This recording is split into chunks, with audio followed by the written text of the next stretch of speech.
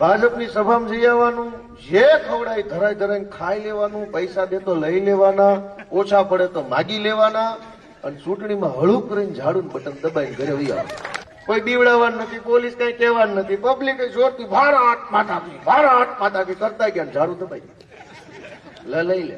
17,500 મતે હું જીત્યો.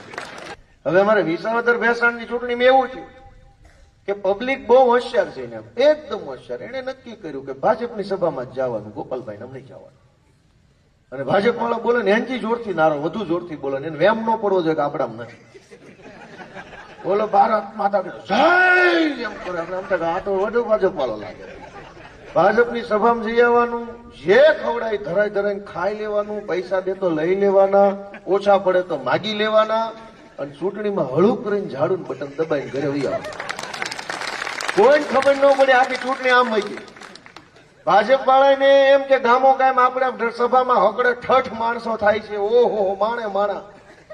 પબ્લિકે સમજી ગઈ છે કે આપણને કોઈ ધમકી હું કામ મારી જાય, એની સભામાં જઈને બેહવાનું, મત દેતી વખતે આપણે આપણી રીતે જોઈ લેવું.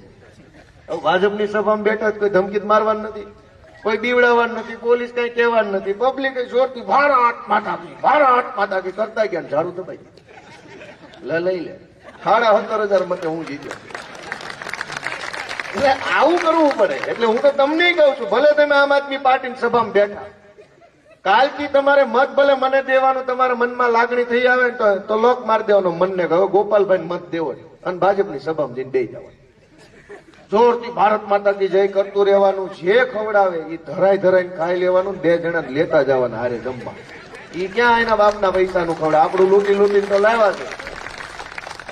અને પૈસા દે તો લઈ લેવાના, ધરાઈને લેવાના.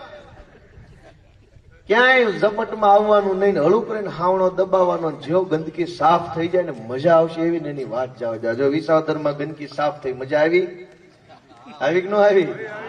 તો આખા ગુજરાતને મજા આવી.